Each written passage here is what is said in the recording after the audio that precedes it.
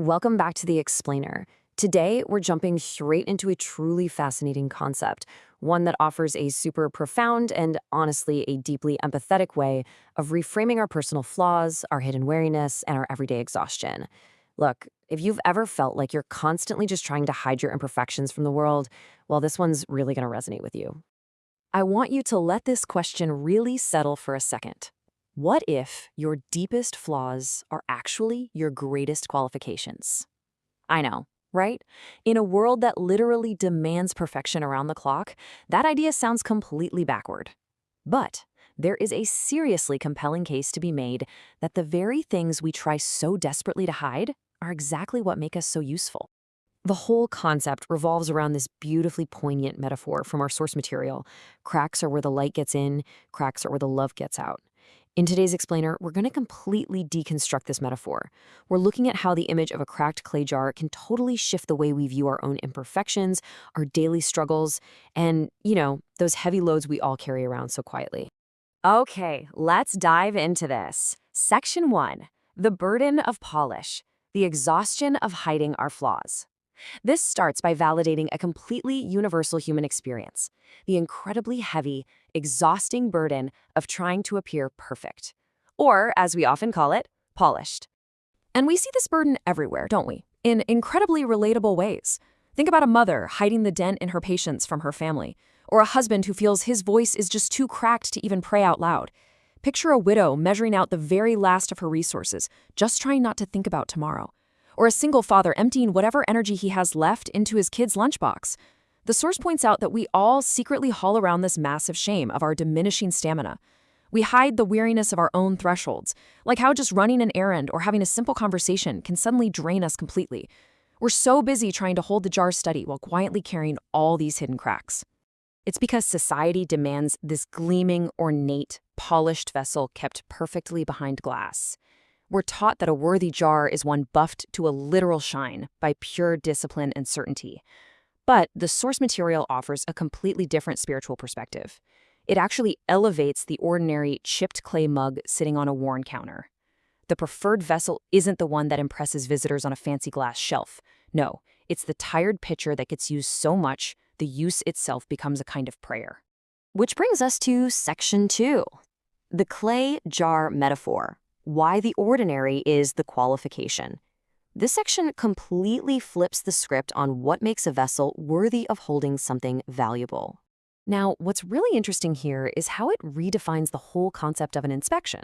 Most of us spend our lives holding the jar of our life up to the light to check for a shine. But a shine inspection, that disqualifies almost everybody.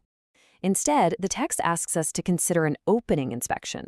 This kind of inspection actually looks for cracks and hollows, the exact places where whatever is inside can actually pour out.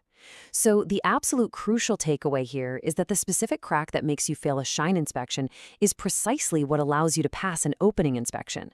Your weakness is literally the doorway. So why is this plainness so important? Well, it comes down to this core idea. A gold jar would have made the gift look like the jar's own brightness. A clay jar makes it impossible to mistake the source. The ordinariness of the clay jar acts as a sort of camouflage. Think about it. If you're too polished, people might think the good things you do just come from your own sheer perfection. But an ordinary, cracked jar, that ensures that the treasure pouring out is clearly credited to the divine or a higher power, rather than just some impressive human achievement. All right, moving on to Section 3, a message to Corinth, the historical and scriptural context. To really ground this metaphor, the source looks back in time. It roots this idea in a historical letter written by the Apostle Paul centuries ago, and there was an intense culture clash happening here. On one side, you had the city of Corinth, sophisticated philosophers, polished orators, charismatic teachers drawing massive crowds. And on the other side, a small gathering of believers, a freed slave, a tired mother, a fisherman with cracked hands, sitting unwell in a low-lit upper room. As the text describes it, these believers were deeply embarrassed. They were constantly comparing themselves to the brilliant, shiny city outside, quietly wondering if they were simply the wrong jars for a sacred task. And it was exactly to that room of embarrassed, ordinary people that Paul's letter arrived, containing this foundational sentence. But we have this treasure in jars of clay to show that the surpassing power belongs to God and not to us. This single, powerful line was purposefully designed to hush the exact shame of their own inadequacies, a shame that their own sheer effort was never going to be able to quiet. Let's look a bit closer at that phrase, surpassing power. In the original Greek tongue, the source notes this translates to the kind of force that overflows the container without breaking it. I want you to think about those moments in your own life when you showed unexpected kindness or somehow found the strength to keep walking through a season that absolutely should have stopped you weeks ago. You know the ones. Those moments didn't come from your own reserves because, let's face it, your reserves were totally empty. That was the surpassing power, overflowing the limits of your cracked jar. And this brilliantly illustrates Section 4, reframing our brokenness, smashed shards and shifting perspectives. Because the text doesn't just stop at our daily weariness. It actually extends to address very specific, often painful life stages, or what it calls different seasons of the jar. For example, for those who feel not just cracked but completely smashed by a hard year or a broken relationship, the source says smashed pottery is not trash. It's raw material used to build something new. And often, the most broken piece is set right at the pouring mouth of the new jar. Then there's parenting. The advice here? Stop exhausting yourself trying to magically seal your child's cracks. Your job is simply to be a close, tender witness. And interestingly, what about the season of abundance? Well, there's a hidden risk there. A full jar risks forgetting who actually supplies the filling. The advice is to keep the lid loose. Let's move to Section 5, Practices for the Vessel. Actionable steps for everyday life. So, how do we actually apply all of this in our daily lives? These poetic, spiritual ideas eventually translate into highly tangible daily rhythms. It starts with a brief physical grounding exercise, a somatic practice. The text suggests placing one hand on your sternum. This represents the lid of the jar trying to seal itself shut against leaks. Then you gently press the back of that hand into the palm of your other hand, which represents the part of you quietly hoping to be met on the inside of your own skin. That lower hand doesn't collapse. It just holds. It's a really physical, grounded way of holding yourself gently while you reevaluate the cracks you've spent so long treating as problems. And see how this builds. This physical grounding leads beautifully into a clear, 4-step mental practice designed for unloading years of shame. Step 1. Ask yourself, is this vessel capable of holding what wants to pour through it? The answer, by the way, is always yes. Step 2. Linger. Refuse the urge to rush past that relief. Just sit in the yes so your hands learn they aren't the ones holding what's sacred. Step 3. Whisper. When you do something good, explicitly acknowledge it by whispering, that was the treasure, not the jar. It returns the credit to the right owner. And finally, Step 4. Breathe. Specifically, draw a slow, long out-breath. Now, you might be wondering, why focus so heavily on the out-breath? Well, the source highlights a fascinating blend of physiology and spirituality here.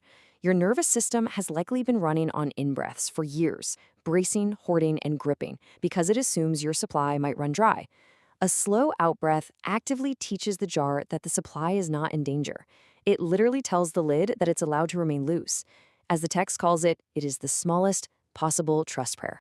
But of course, this leaves us with a very modern problem. How on earth do we handle comparison culture? Because even if we fully accept our own cracked jars, those perfectly polished, gleaming jars are inevitably going to keep showing up on our screens and our social media feeds, practically demanding our attention. The source's solution to this endless comparison is surprisingly simple. When you're faced with all those shiny, polished jars on a screen, you don't argue with the comparison. Instead, you just ask one quiet question. Whose treasure is this jar carrying? Comparison simply can't answer this because comparison is obsessed only with the outside of vessels. By asking this question, you let the comparison wander off unanswered, and you redirect your focus entirely to the owner of the supply. As we bring all these ideas together, we are left with this incredible summary quote. What you call ordinary is the camouflage that lets the treasure inside be unmistakably mine. It just perfectly encapsulates the core message here. The plainness, the dents, the hollow places you carry, they absolutely aren't things that need to be fixed before you can finally be useful. They are the actual routes through which goodness reaches a thirsty world. Which leaves us with this final provocative thought for you to reflect on today. Are you still holding your jar up for a shine inspection, totally exhausting yourself trying to manufacture a polish that was never actually required? Or are you ready to finally set down that heavy burden, keep the lid loose, and just let the treasure pour right through your cracks? Thank you so much for joining us for this explainer. Take a nice, slow out breath, and we'll see you next time.